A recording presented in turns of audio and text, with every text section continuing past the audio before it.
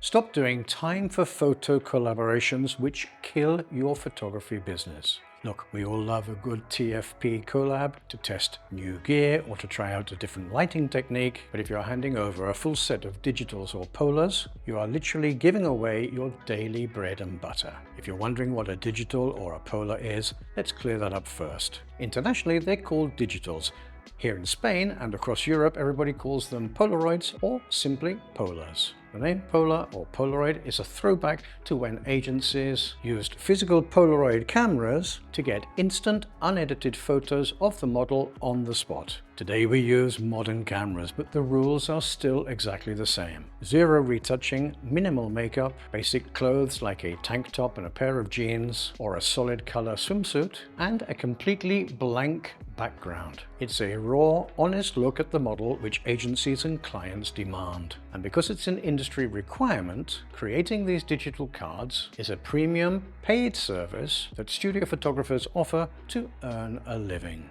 Don't give it away for free. Both parties need to benefit from a collab. In today's video, I'm going to show you exactly how to pose your model for these digitals or Polas, which standard shots you need for a proper digital card, and most importantly, how to lock in your lighting so that your white background is actually pure white. To do that, we're using a tool which terrifies a lot of modern photographers. It's called a light meter. And for today's session, I'm going to be using my old Polaris digital light meter. If you've ever been confused by light meters, think of it this way. Your camera's built-in meter only guesses at how bright things are by looking at the light reflecting off a subject. A handheld light meter measures the incidental light, the actual amount of light falling onto our subject or onto our backdrop. Today, our model Sylvia is here with us in the studio, and we're going to create her digitals or Polas and test out some new gear that I just bought. As you can see from behind me, I recently upgraded to a massive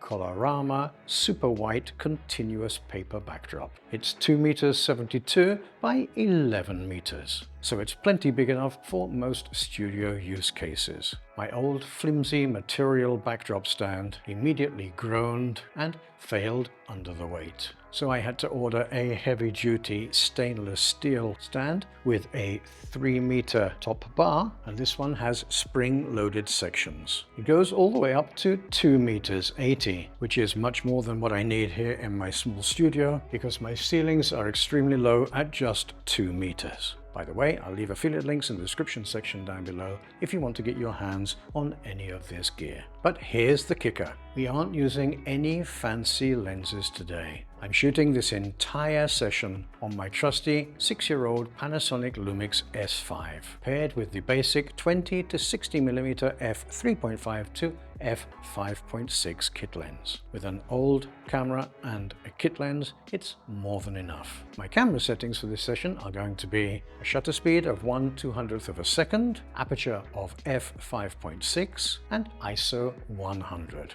This will give us a completely black image here in the studio with my studio LED lights turned on. I want to control the light 100% myself. So don't be tempted to ramp up the ISO to allow more ambient light in. Ambient room light will mix with your white flash, causing ugly color casts on your model. My white balance is locked in at 5600 Kelvin, which is the color temperature of my newer Q3 200-watt flashes. We don't want to use auto white balance just in case it shifts halfway through the session. We want our background and our model to maintain constant color temperature. In today's session, we're going to be using 3 newer Q3 200-watt flashes, one on either side of the backdrop, and we're crossing them at about a 45-degree angle to the wall. And the other Q3 is our key light, which will be illuminating our model. I've attached a 90cm octabox, and it has 2 layers of white diffusion. If you haven't got an octabox or similar,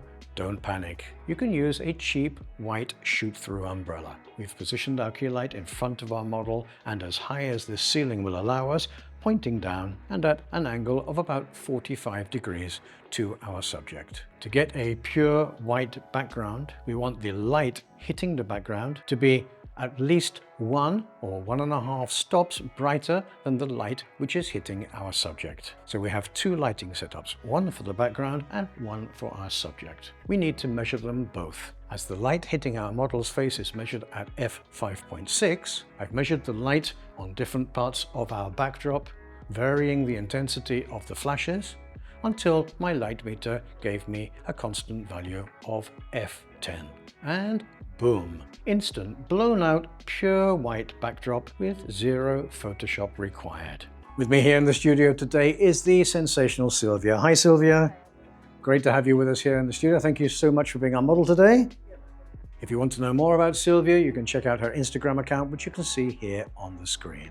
Okay, so here we have Sylvia on our set. I'm just going to measure the light which is hitting her face and also the light which is hitting the backdrop.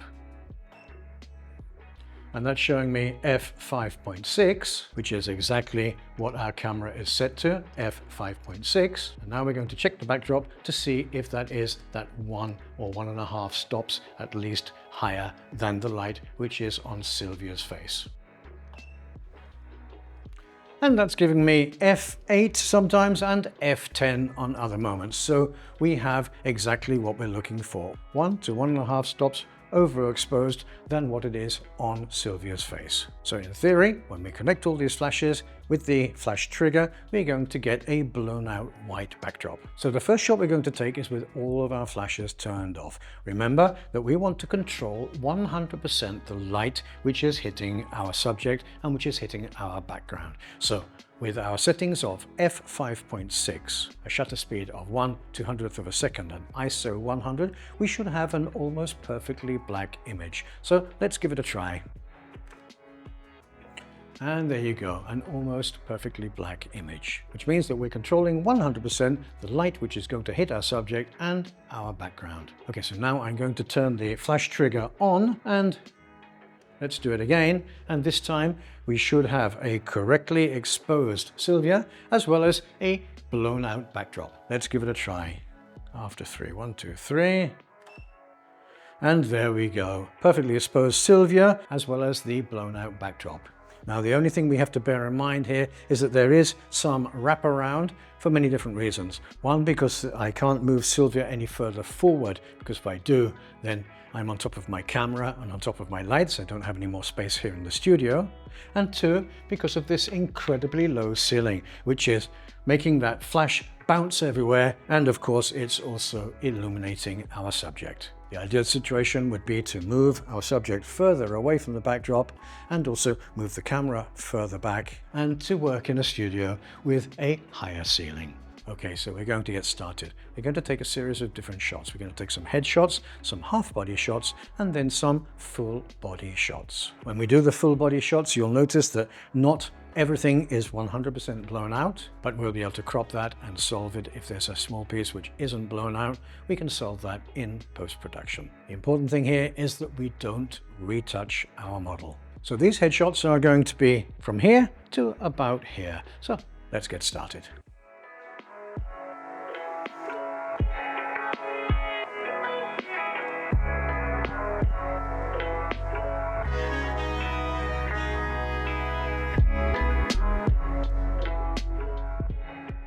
So there we have our headshots done.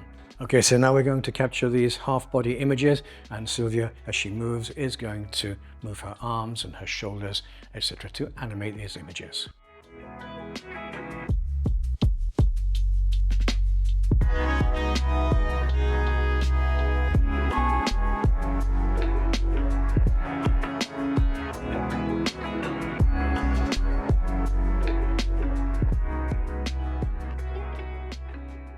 Okay, so there we go with those half body shots. Now we're going to do a 3/4 length, cutting off somewhere just below the knee. Again, Sylvia's going to animate these images by doing different poses with her hands, with her fingers, with her hair, etc. But remember that the lighting is going to stay the same and these photos are not going to be retouched.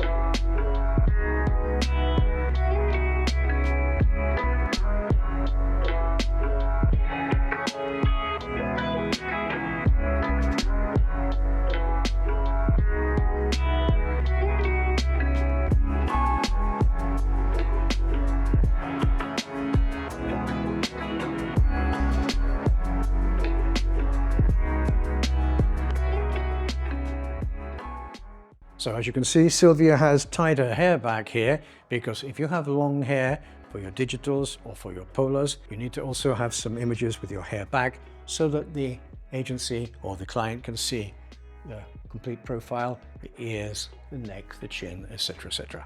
So we've just done some with her hair back in this 3/4 length. Now we're going to move in to get closer shots. So we're going to do a tighter shot like this, and then another tighter shot like this.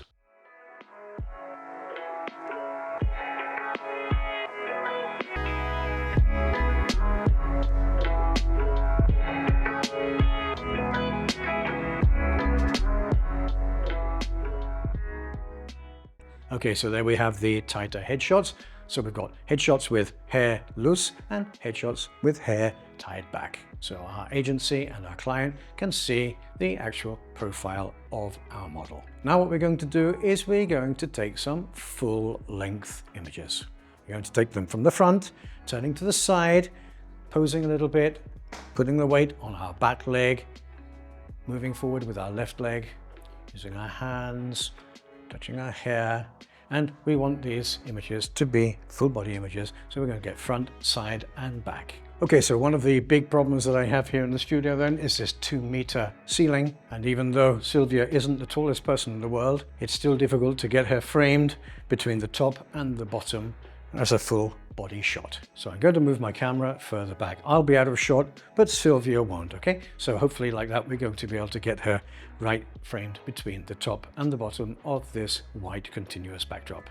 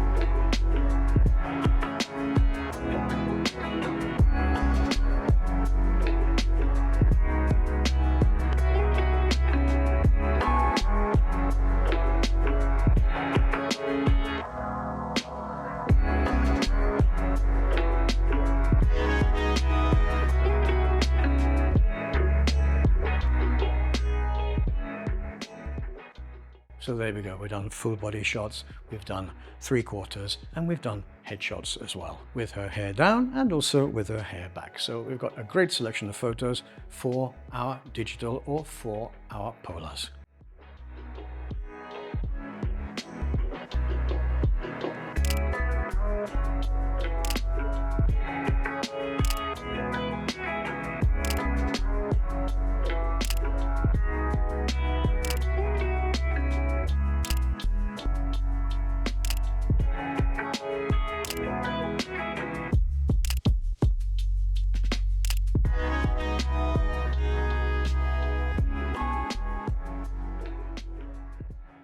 And that is how you deliver a flawless, professional set of digitals or Polas. As you saw with Sylvia, keeping the lighting consistent ensures that the agency gets exactly what they need. A clean, true-to-life representation of the model. And you get a beautifully exposed set of images straight out of camera. Remember, if you want to up your game in the studio photography, check out my affiliate links to this continuous white backdrop and also to this heavy-duty stainless steel backdrop stand, as well as other gear used in the making of this video in the description section down below. If you do purchase something through one of my affiliate links, the price to you will be the same, and I will receive a small commission, which will help me to continue creating content for you here on my channel. Mastering the light meter is what separates guesswork from a repeatable professional business. Stop guessing your exposures, start valuing your studio time. And make sure that your collaborations are a win-win for both yourself and for your model. If you found this video helpful, please like and share it, and subscribe to my channel for more photography and tech-related content. And drop a comment to let us know whether you use a light meter or whether you just eyeball it. So all that remains for me to do is to say thank you so much for today's session, Sylvia. Thank you, Andy. I enjoyed it. So until the next time, this is Andy at Photechvideo signing off. Take care and be safe, and see you in these next videos.